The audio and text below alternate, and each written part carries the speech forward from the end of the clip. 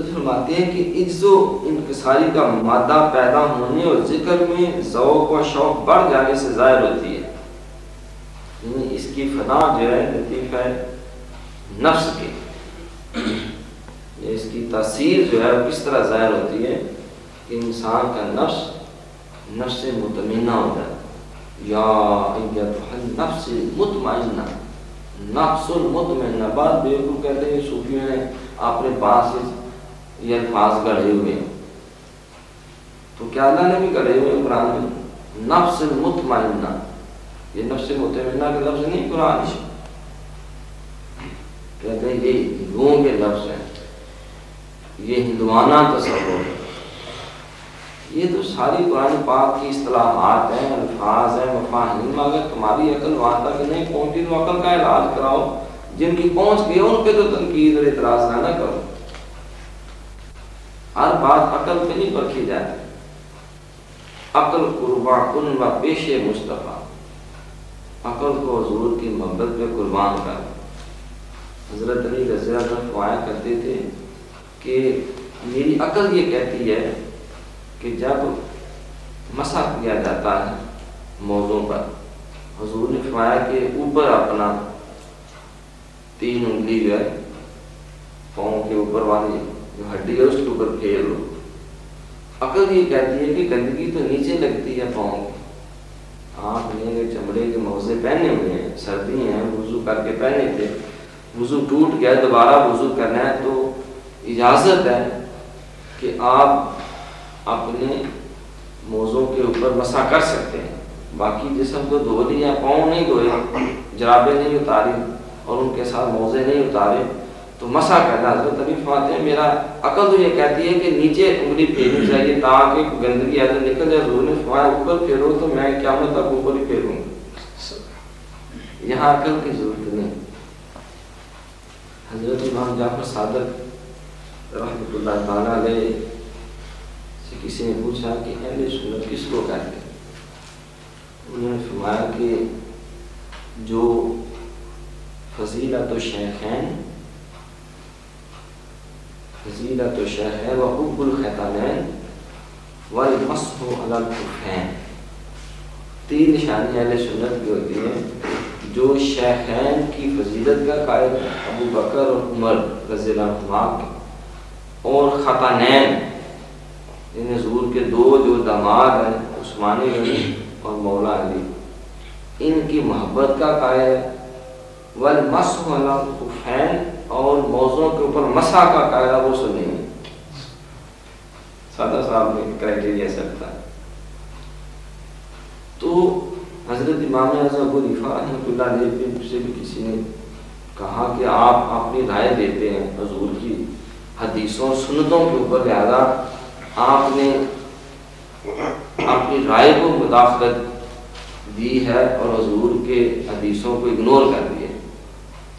آپ نے کہا سنو، اگر میں اپنی عقل اور رائے کو ترجیح دیتا تو شریعت نے کہا ہے کہ عورت حیض و نفاس کی کیفیت میں ہو تو وہ نماز چھوڑ دے، اور روزے کی کیفیت میں ہو تو روزہ بعد میں قضا کرے، نماز کی قضا نہ کرے. مجھ سے اگر پوچھا جاتا تو روزے سے بڑا فضل جو فرض ہے وہ نماز ہے. الصلاۃ عماد الدین، اللہ نے قرآن میں 750 دفعہ نماز کو حکم دیا ہے اور روزے کا تو 1 دفعہ حکم دیا.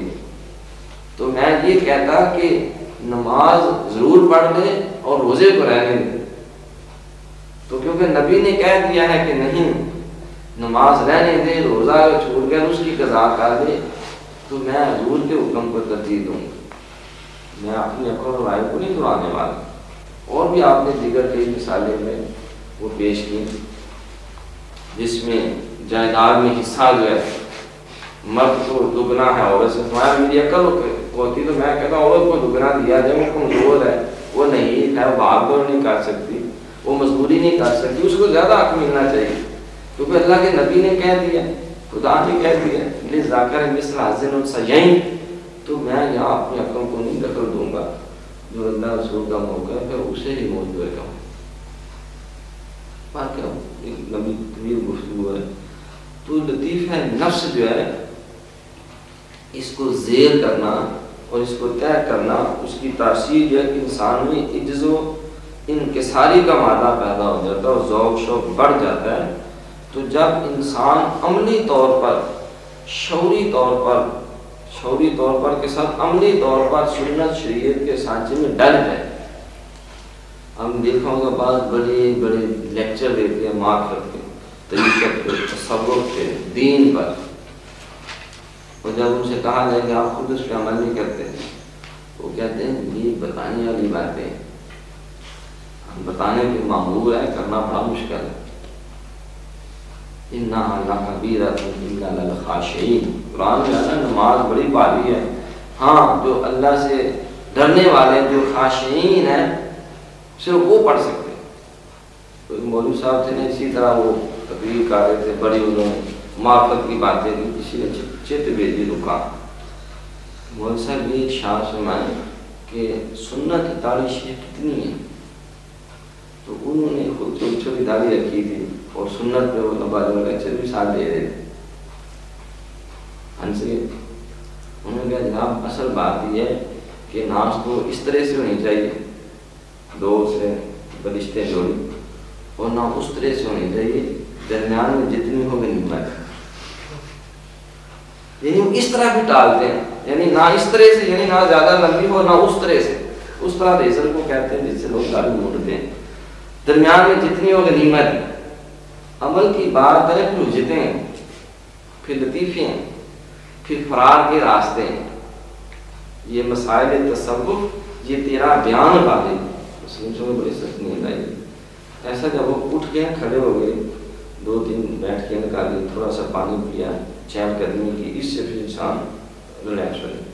میں اکثر آج کل ماہ سیام میں بڑا پرابلم ہوتا ہے، نیند تھوڑی ملتی ہے، کلاس میں آدھی لگائے ہوئے قلم ادھر نیند آ جاتی ہے، تو میرا طریقہ واردات یہ ہے، واردات کے اس لیے لفظ بولا کہ یہ واردات والے ساتھ ہے کہ میں فوری طور پر انگریزی میں لیکچر شروع کر دیتا ہوں، ویجیلنٹ ہو جاتا، حاضر ہو جاتا، اور دوسرا طریقہ کرسی کو چھوڑ کے کھڑا ہو جاتا ہوں، یا پھر کلاس میں گردش کرتے ہوئے میں لیکچر دیتا ہوں، بیٹھتا نہیں، کھڑا بھی نہیں ہوتا، کھڑا ہونے سے بھی نیند آ جائے گی، بیٹھنے سے بھی نہیں ہوتا، چلتے ہوئے نیند آ گئی ذرا مشکل کام۔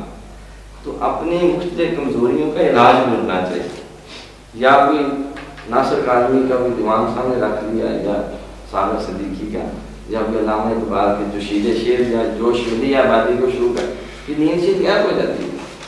تو سائیکولوجیکلی ٹیکل کریں اپنی کمزوریوں کو۔ تو غالب کہتا ہے کہ یہ مسائل تصوف، اشرف صاحب یہ مسائل تصوف، یہ تیرا بیان غالب، تجھے ہم ولی سمجھتے جو نہ بادہ خار ہوتا، یہ تم شراب نوشی میں جو پڑ گیا نا، یعنی نفس کو عملی طور پہ مارنا مشکل تھا، بڑا مشکل تھا، عمل کر کے دکھانا۔ It is easy to say and it is difficult to do، کہنا آسان ہے، کرنا مشکل ہے۔ انسان زبانی کلامی بڑا کچھ زمین آسمان کے کلابے ملا لیتا ہے۔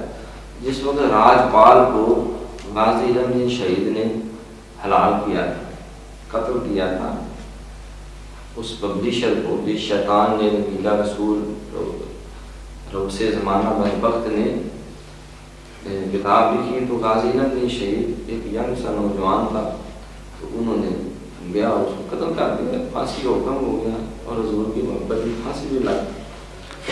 تو جس وقت یہ کاروائی ہوئی، سارے ہندوستان کے مسلمانوں کے دل تو دکھے ہوئے تھے، لیکن ہمت اور ضرورت کوئی نہیں تھی وہ آگے بڑھ کے اس شیطان کے گریبان کو پکڑے۔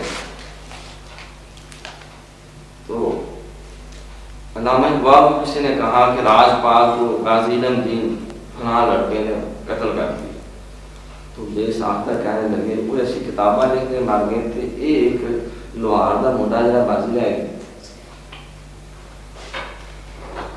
ایسی کتابیں لکھتے مر گئے تھے، ایک تخانہ دا موٹا بازی لے گئے، یعنی بے اختیار ان کے دل سے یہ بات نکل گئی۔ تو عمل جو ہے یہ بڑی بات ہے۔ تو لطیفہ نفس جو ہے یہ طے اس وقت ہوتا ہے جب انسان عمل کے سانچے میں ڈال جائے، جب اس کی جلوت اور خلوت ایک ہو جائے، ظاہر اور باطن ایک ہو جائے، اس کا قول اور فعل ہی کوئی سادہ لفظوں میں کرے جو پکا مسلمان بن زبان نے کہہ بھی دیا لا